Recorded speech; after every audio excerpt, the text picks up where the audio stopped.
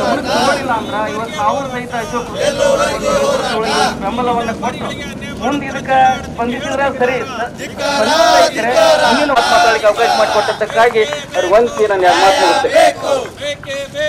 ಧನ್ಯವಾದಗಳು ಕುಲಕರ್ಣಿ ಸರ್ ಅವರಿಗೆ. ಒಂದು ವೇದಿಕೆಯನ್ನು ಉದ್ದೇಶಿಸಿ ಬೇಕು ಬೇಕು ಬೇಕು ಬೇಕು ಎಲ್ಲಿವರೆಗೆ ಹೋರಾಟ? ಕೇಂದ್ರ ಸರ್ಕಾರದ ಕಾನೂನನ್ನು ಒಪ್ಪದ ಜಿಲ್ಲಾಡಳಿತಕ್ಕೆ ಹೇಗಿಕ್ಕಾರ? ಬೀದಿ ವ್ಯಾಪಾರಿಗಳ ಕಾನೂನು ಒಪ್ಪದ ಜಿಲ್ಲಾಡಳಿತಕ್ಕೆ ಹೇಗಿಕ್ಕಾರ? ಬೇಕು ಬಂಧುಗಳೇ, ಇವತ್ತಿನ ದಿವಸ ಕೇಂದ್ರ ಸರ್ಕಾರದ ಬೀದಿ ವ್ಯಾಪಾರಿಗಳ ನಿಯಂತ್ರಣ ಕಾಯ್ದೆ ಇಡೀ ಭಾರತ ತರಬೇಕಂತೇಳಿ ಒಂದು ಕಾನೂನು ರಚನೆ ಮಾಡ್ತೈತಿ ಕೇಂದ್ರ ಸರ್ಕಾರ 2014ರಲ್ಲಿ.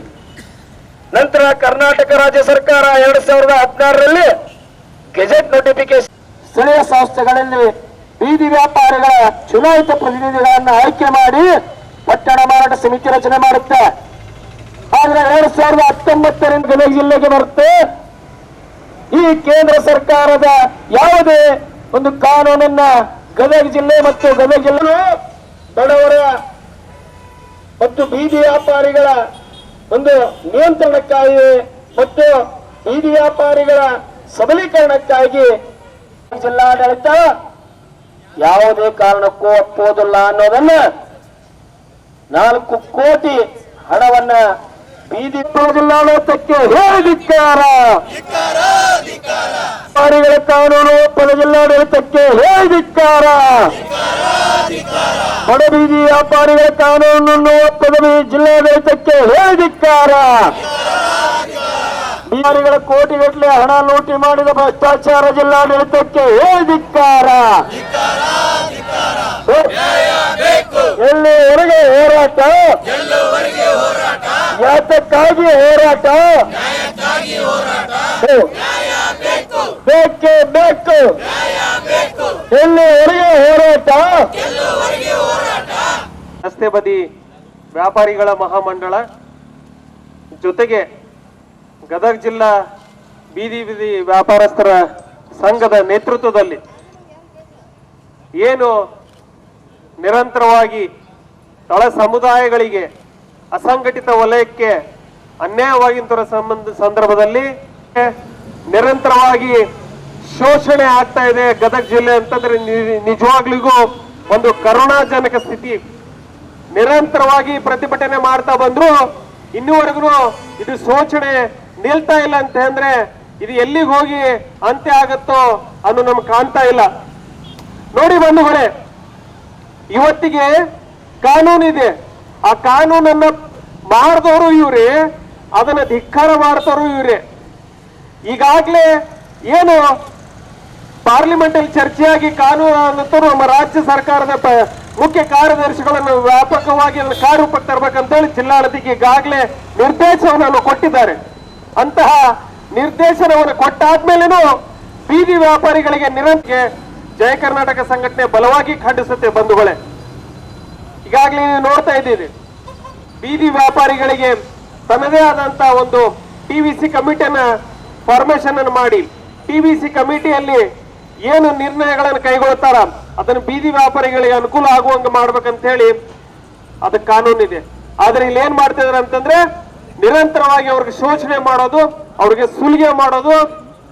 ನೀವು ರಸ್ತೆ ಮೇಲೆ ಯಾಕೆ ಕೂಡ್ತೀರಿ, ನೀವು ಅಲ್ಲಿ ಕೂಡ್ಬೇಡ್ರಿ, ಇಲ್ಲಿ ಕೂಡ್ಬೇಡ್ರಿ.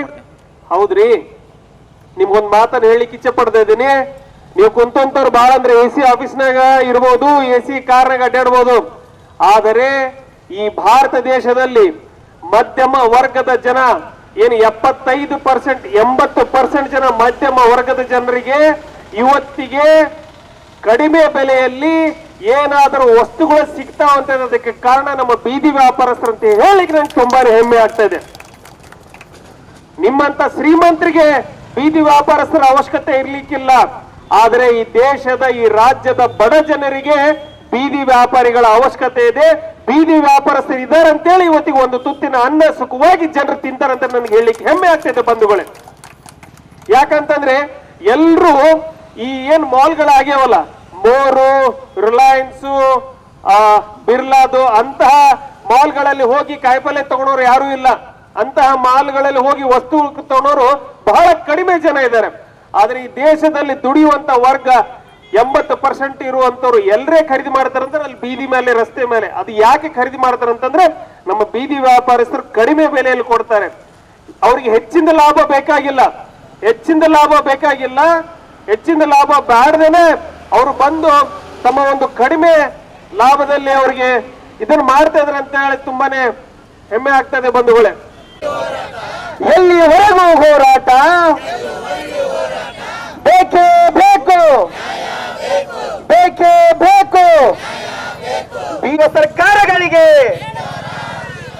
ಬೀದಿ ಬದಿ ವ್ಯಾಪಾರಸ್ಥರನ್ನು ಕಡೆಗಣಿಸುತ್ತಿರುವ ಸರ್ಕಾರಗಳಿಗೆ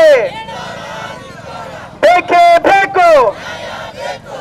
ಎಲ್ಲಿವರೆಗೂ ಹೋರಾಟ, ಯಾತಕ್ಕಾಗಿ ಹೋರಾಟ, ಬೇಕೇ ಬೇಕು. ನಮ್ಮ ಲಡ್ಡು ಮುತ್ಯಾಜ್ಜನವರು ಒಂದೆರಡು ಮಾತುಗಳನ್ನು ನುಡಿಬೇಕಂತ ಅವ್ರಲ್ಲಿ ಕೇಳ್ಕೊಳ್ತೇವೆ. ನ್ಯಾಯ ಸಿಗಲಿ, ಎಲ್ಲರೂ ಸುಖವಾಗಿ ಬಾಳಲಿ ಎಂದು ಹಾರೈಸುತ್ತಾ ನನ್ನೆರಡು ಮಾತನ್ನು ಮುಗಿಸ್ತೇನೆ. ಎಲ್ಲರಿಗೂ ಒಳ್ಳೆಯದಾಗಲಿ. ಓಂ ನಮಃ ಶಿವಾಯ ನಮಃ.